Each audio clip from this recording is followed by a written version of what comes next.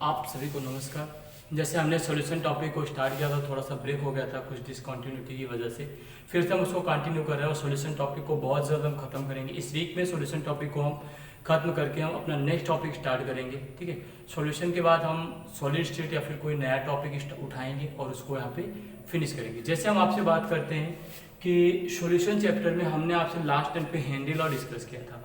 ठीक है, अगर आपने अब तक आप चैनल पे नए हो तो आपको इसी वीडियो के डिस्क्रिप्शन बॉक्स में वीडियो का प्रीवियस वीडियो का लिंक मिल जाएगा, आप वहाँ पे जा करके हेनरी लॉस कंप्लीट कर सकते हो। और उसमें भी हमने थोड़ा बहुत वेपर प्रेशर को भी डिस्कस किया था। तो वेपर प्रेशर से एक कॉन्सेप्ट होता है कि आपका राउल्ट्स लॉ। तो चलिए हम डिस्कस करते हैं राउल्ट्स लॉ।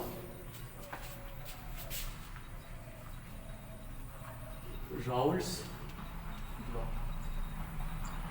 थोड़ा सा ये इंपॉर्टेंट हो जाता है एग्जाम के पॉइंट ऑफ व्यू से। तो सबसे पहले हम राउल्ट्स लॉ की डिफिनेशन लिखते हैं। राउल्ट्स लॉ क्या कहता है, चलिए लिखिएगा। For any volatile substance, for any volatile substance, volatile substance, for any volatile substance, for any volatile substance, the partial pressure, the partial pressure क्या होता है, for any volatile substance the partial pressure exerted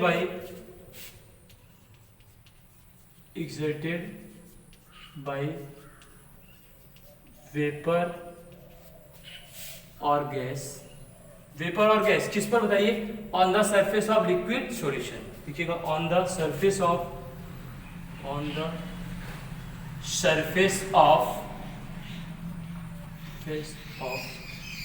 liquid solution, on the surface of liquid solution मतलब liquid solution के surface पे किसी भी gas के द्वारा कितना पार्शियल प्रेशर एक्सर्ट किया जाता है, इसी को हम क्या बोलते हैं, राउल्ट्स लॉ। मतलब उन्होंने कहा था कि liquid solution is directly proportional to, directly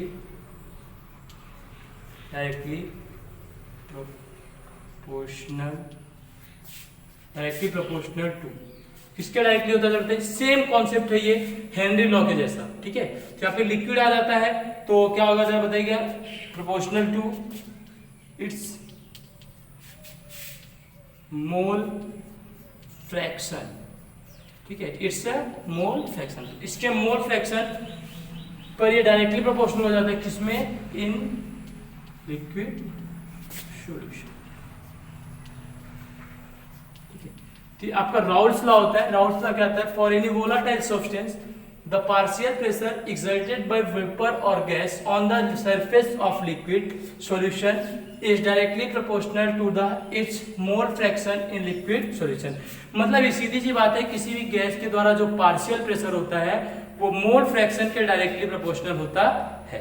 अच्छा, इसमें अगर हम बात करें, कुछ केस बनते हैं। Case first, If we talk about the case first, देखिए केस फर्स्ट और केस सेकंड दो चीजें होती है।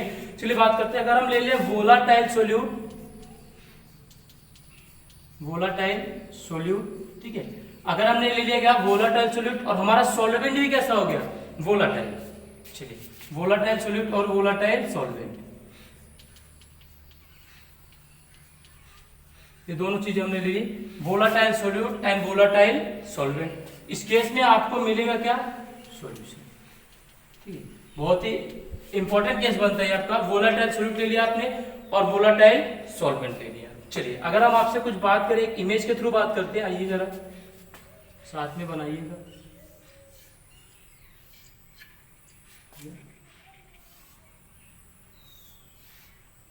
कुछ इस तरीके से कोई, अगर मान लो आपका यहाँ पे कोई पार्टिकल है, इसको हम ऐसे ऐसे बनाते हैं, ये ठीक है, ए पार्टिकल्स कौन से हैं, ए पार्टिकल्स। ठीक है, मतलब ये आपका क्या है, सोल्यूट ए।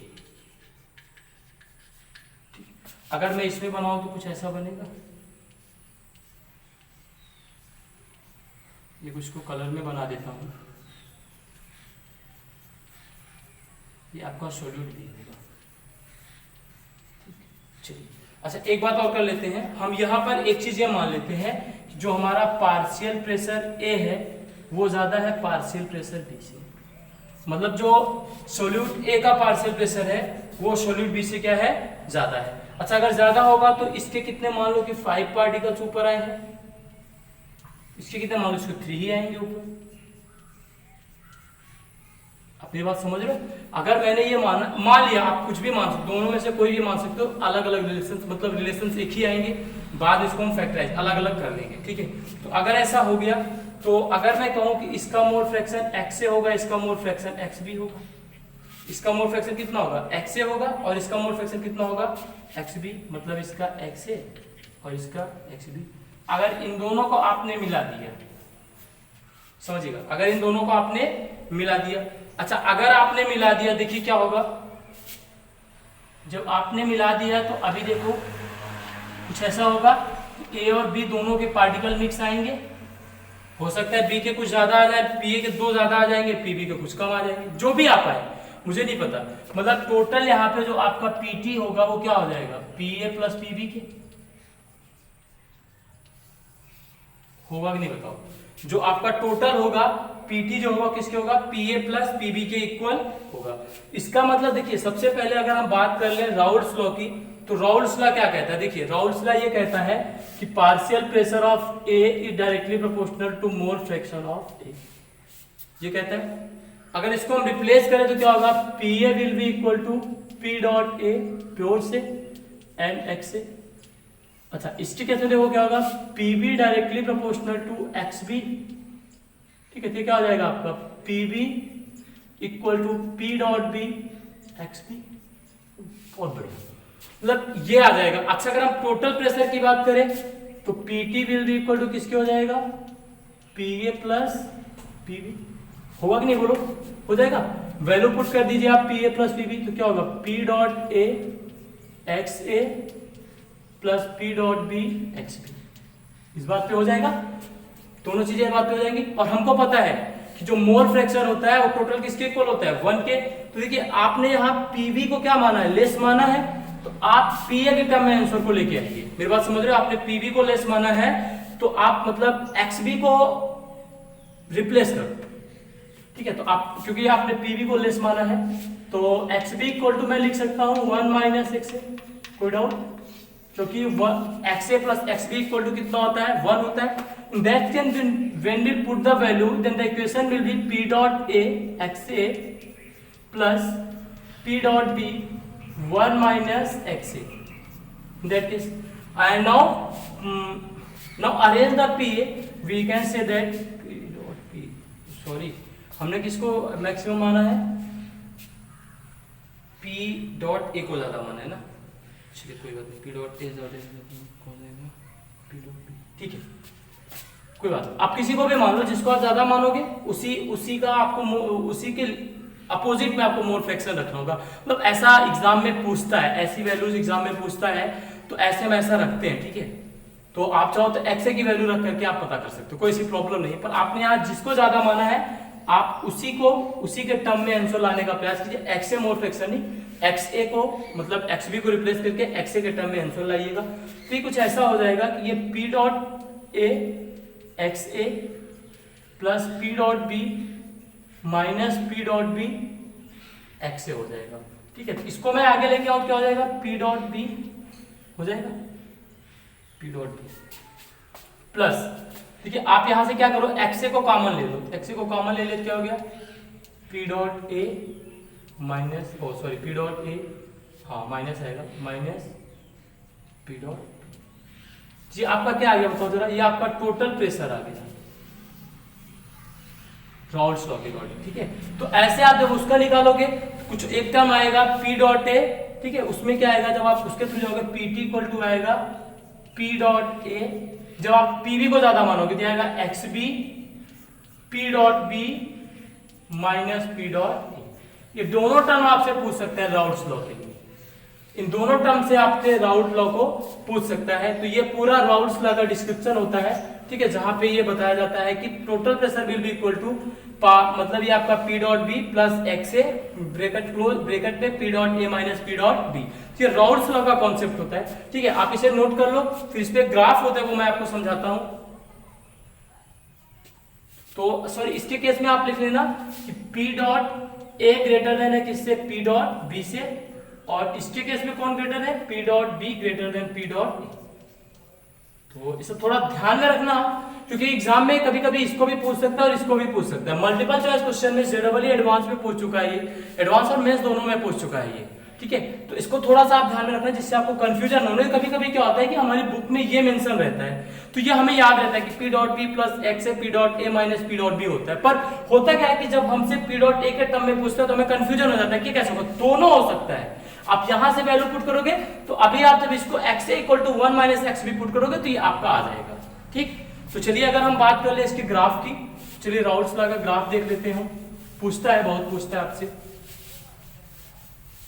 चलिए देखिए, क्या हमारे पास क्या है, पी ए इक्वल टू है P dot A X A, पहली चीज। हमारे पास है P B equal to P dot B X B.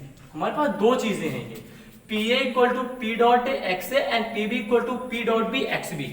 अच्छा, हमारे पास एक और चीज है, पी टी इक्वल टू क्या है, P T equal to X A मतलब पी डॉट बी प्लस मैंने क्या लिया है, P dot A greater than P dot B. बात को थोड़ा सा आप ध्यान में रखना। अच्छा, ये आ गया पी डॉट बी प्लस, ठीक है, एक्स क्या था यहाँ पे, एक्स ए, ठीक है, मैं P dot A minus P dot B. अभी देखिए मैं यहीं पे सारे फॉर्मूले निकालूंगा, ठीक है। इस ग्राफ को बनाने के लिए सबसे पहले हम एक्स एक्सिस पे जाते हैं। मान लो ये हमारा एक्स एक्सिस है, ठीक है, this one is our Y axis. थोड़ा सा ये लाइन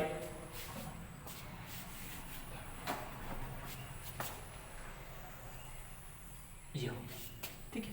आइए, और मैं क्या करता हूं, ऐसे इसको मान लेता हूं इधर से, जैसे दोनों साइड से। अच्छा, मैं अगर ये कहूं कि यहाँ पे मोल फ्रैक्शन ए कितना है आपका, 0। मोल फ्रैक्शन ए अगर आपका 0 है तो इस पॉइंट पे मोल फ्रैक्शन बी कितना होगा, 1 होगा कि नहीं। तो जो आपका ये ग्राफ है वो किसके बीच बन रहा है बताओ, पार्शियल प्रेशर ऑफ ए, ठीक है, और इस लाइन पे कौन होगा आपका मोल फ्रैक्शन, इस पे भी पार्शियल प्रेशर ऑफ बी होगा, समथिंग जो भी आएगा। अगर एक्स ए की वैल्यू 0 हो गई तो मतलब इस पॉइंट पे पी ए आपका क्या आएगा, 0 आएगा, लेकिन जो आपका पी बी आएगा वो कितना आएगा, पी डॉट बी। मान लेता हूं ये कोई पॉइंट है जहां पे कितना है, पी डॉट बी, समझ आता है, ये कोई पॉइंट है जहां पे कितना आ रहा है, पी डॉट बी। अच्छा, अगर मैं इस पॉइंट को यहाँ पे ऐसे मान लो ये वाई एक्सिस है, तो यहाँ पे अगर मैं कह दूं X A equal to 1, X A क्या है आपका 1, एक्स बी कितना होगा 0। भाई हमको पता है ना कि mole fraction of A plus mole fraction of B will be equal to 1। ये वैल्यू कितनी होती है, 1 के इक्वल होती है।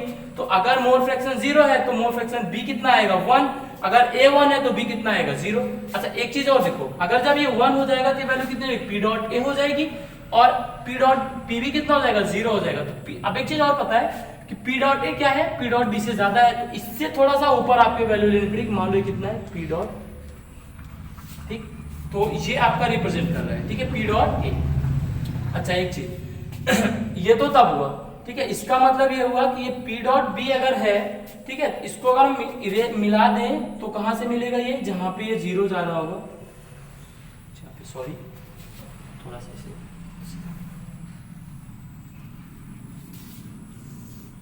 ऐसे, और ये लाइन होगी कुछ ऐसे, ठीक है। तो देखिए जो मेन लाइन है वो ये क्या रिप्रेजेंट करती है, ये पता करना है, ठीक है। हमको पता करना है कि ये लाइन क्या बताती है, पीटी बताती है, टोटल बताती है, कैसे बताती है। देखिए P dot B plus X A P dot A minus P dot B. तो देखिए ये पीटी कैसे बताती है, देखिए अगर मैं कहूं कि एक्स ए इक्वल टू कितना है, 0, एक्स ए इक्वल टू कितना है, 0, तो टोटल प्रेशर किसके इक्वल हो जाएगा, पी डॉट बी के। और अगर मैं ये कहूं कि एक्स ए इक्वल टू 1 है, एक्स ए इक्वल टू 1 है, ठीक है, तो टोटल प्रेशर किसके इक्वल हो जाएगा, जरा देखो, पी डॉट ए के, ठीक है। जब एक्स ए इक्वल टू 0 था, एक्स ए इक्वल टू 0 था, जब एक्स ए इक्वल टू 0 था तो total pressure P dot B के इक्वल हुआ। मतलब ये जब आपका एक्स ए इक्वल टू 1 हुआ तो क्या कहता है कि पॉइंट्स ये कहते हैं कि अकॉर्डिंग टू मैथ्स जो दो पॉइंट इसको कनेक्ट करो उसको क्या करो, आपस में मिला दो। तो आपने मिला दे, ये जो पॉइंट होता है पीटी आपको बताता है क्या, P dot A plus P dot B. ये पॉइंट जो होता है आपको बताता है, सॉरी पी डॉट ए को नहीं बताएगा, ये टोटल प्रेशर को बताता है, पी ए प्लस पीबी को बताता है। ठीक है, तो ये कुछ इस तरीके से फॉर्मूला आपका बनता है कि total pressure PT P A plus PB को बताता है। तो ये पूरा कॉन्सेप्ट था राउल्ट्स लॉ का। ठीक है, जो मतलब बहुत ही इंपॉर्टेंट होता है एग्जाम के पॉइंट ऑफ व्यू से। तो जो राउल्ट्स ने बताया कि vapour pressure exerted by gas that is directly proportional to the mole fraction, मतलब पार्शियल प्रेशर जो होता है वो मोल फ्रैक्शन के डायरेक्टली होता है, that means P directly proportional to mole fraction. और इसके हमने एप्लीकेशन देखे जहां पे हमने देखा total pressure will be equal to P dot B plus XA P dot A minus P dot B।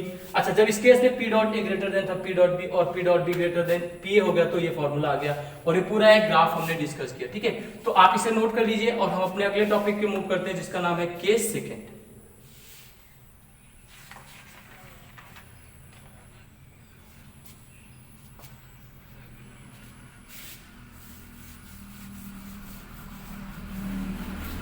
चलिए देखते हैं, है आपका नॉन वोलाटाइल सॉल्वेंट। क्या होता है? नॉन वोलाटाइल सॉल्वेंट, मतलब केस सेकेंड ये होता है आपका, case second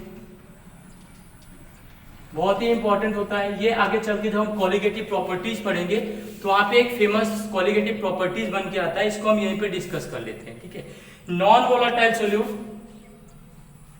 non volatile solute and non volatile solute and volatile solvent.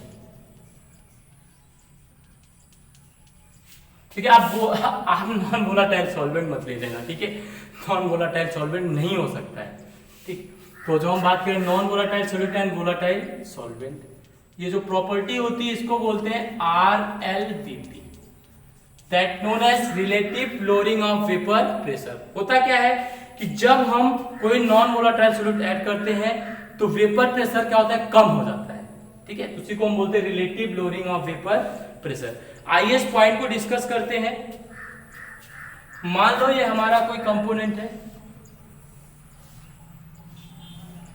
ठीक है, ये हमारा कोई कंपोनेंट है, इसमें मान लो ये हमारा ए है, एक सोल्यूट हमारा ये कुछ ए है। ठीक, इसके कुछ पार्टिकल है, मान लो कुछ ऐसे हैं,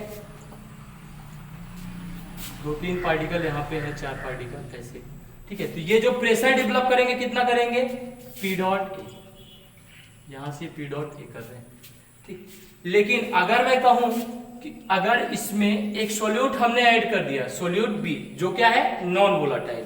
हमने क्या किया? सोल्यूट B जो हमारा क्या है? Non volatile. सोल्यूट B जो कि क्या है? Non volatile. तो जो हमारा सोल्यूट B है वो कैसा है? Non volatile. आइए बात कर लेते हैं। तो यहाँ पे जो आपका A होगा, मान लो मिला दिया हमने, देखिए अभी हमारा ये क्या था? प्योर फॉर्म में था, तो P डॉट A रिप्रेजेंट कर रहा था। यहाँ से आपका ये A सोल्यूट था, पर अभी जब हमारे B की बात हुई नॉन वोलाटाइल, इसमें हमने कुछ ऐड किया A में ही हमने ऐड किया, वो मान लो B कुछ ऐसे है। ठीक है, यहाँ पे A है, A में हमने B को ऐड किया। तो जब हमने A में B को ऐड किया तो देखो इस केस में क्या होगा? ये आपके मान लो ऊपर आने वाले मॉलिक्यूल की संख्या कम हो जाएगी अब, क्योंकि यहाँ पे ज्यादा थे, अभी इनकी जगह को नॉन वोलाटाइल सॉल्यूट ने ले लिया। तो ये आपका प्योर फॉर्म था तब तो ज्यादा, क्योंकि आपको पता है कि पार्शियल प्रेशर जो है प्योर फॉर्म में ज्यादा होता है in comparison to impure form.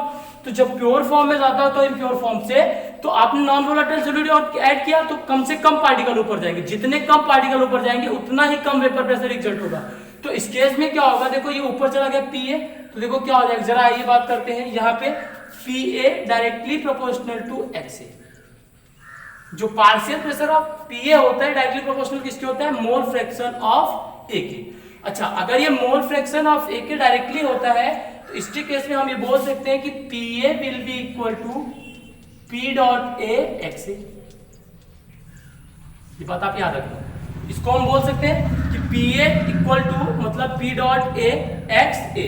अच्छा देखिए क्या होगा। अच्छा, अगर मैं आपसे बात करूं, एक्चुअल में मैं आपसे बात करूं क्या चेंजिंग है, चलिए देखिए, अगर मैं आपसे बात करूं कि कितना प्रेशर में चेंज आया, तो देखो जब B आएगा तो इसका कुछ प्रेशर P डॉट B हो जाएगा।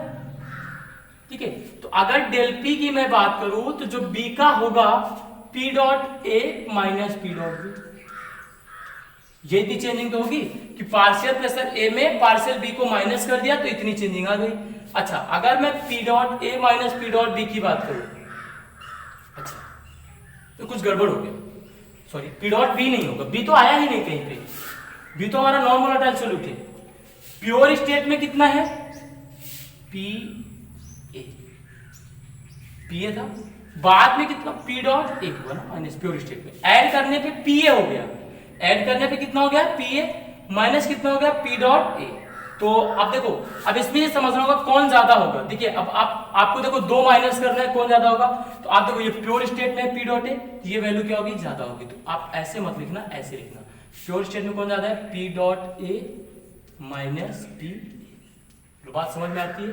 हाँ, क्यों? क्योंकि हमको पता है प्योर स्टेट में किसी का वेपर प्रेशर क्या होता है, ज्यादा होता है। जब हम नॉन वोलेटाइल सॉल्यूट ऐड किया तो प्रेशर कितना हो गया था, पी हो गया था, जो क्या ऑलरेडी कम है। तो देखिए वैल्यू पुट कीजिए, तो देखिए यहाँ पे क्या होगा P dot A minus P ए की वैल्यू कितना है पी डॉट ए एक्स हुआ।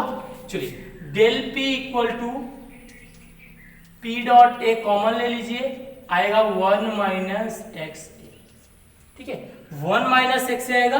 अच्छा डेल पी को आप क्या लिख सकते हो, P dot A minus P A upon P dot ए, इधर आ जाएगा, ये हो जाएगा 1 माइनस एक्स ए, और इसको लिख सकते हो आप क्या x B.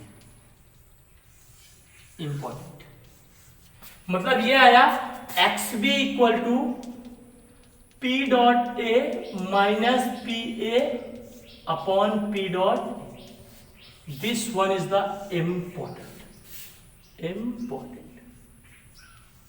This is the called relative lowering of vapor pressure, and इसी को बोलते हैं, किसके डायरेक्टली होता है ये, mole fraction of solute B. A के नहीं, सोल्यूट बी के इक्वल टू ये आता है। अच्छा एक बार बताइए, इसका मतलब ये हुआ कि इसको आप ऐसा भी लिख सकते हो del P upon P dot A, कोई डाउट नहीं, लिख दो, नो डाउट आप लिख सकते हो। अच्छा देखिए इसके केस में आप इसको ऐसा भी लिख सकते हो del P upon P dot A equal to X B को आप लिख सकते हो N B upon N A plus N B. अच्छा अगर एन बी का अमाउंट क्या हो, बहुत कम हो, मतलब ऐसा बोल सकते हैं N A greater than N B, in that case क्या होगा del P upon P dot A will be equal to N B by N. That means del P upon P dot A will be equal to, mole क्या होता है weight upon molecular weight, तो W B upon M B into M A upon W A. This one is the most important formula for the are L B P, del P upon P dot A. तो आज हमने क्या किया, हमने आज discuss किया Raoult's law के हमने दो पार्ट डिस्कस किए। केस फर्स्ट जिसमें हमने देखा कि हमारा वोलाटाइल सॉल्वेंट था, जो हमारा पार्शियल प्रेशर ऑफ टी आया, अगर P dot A greater than P dot B था तो वहाँ पे मिला P dot B plus X A P dot A minus P dot B, और अगर P dot B greater than P dot A था तो हमको मिला P dot A plus X B P dot B minus P dot A. फिर उसके बाद हमने उस पर ग्राफ डिस्कस किया, ग्राफ डिस्कस करने के बाद हमने अपने अगले टॉपिक केस सेकंड पे आया, जहाँ पे हमने देखा non volatile solute and volatile solvent है। उस केस में हमने एक फॉर्मूला डिराइव किया, क्या पाया वो आपका आया, जिसको हमने बोला आर एल डी टी, जो था क्या था del P upon P dot A will be equal to mole fraction of B. This one is the most important lecture for the solution. और आप चैनल को लाइक सब्सक्राइब और share जरूर करिए। थैंक यू फॉर वॉचिंग और जुड़े रहिए हमसे। धन्यवाद।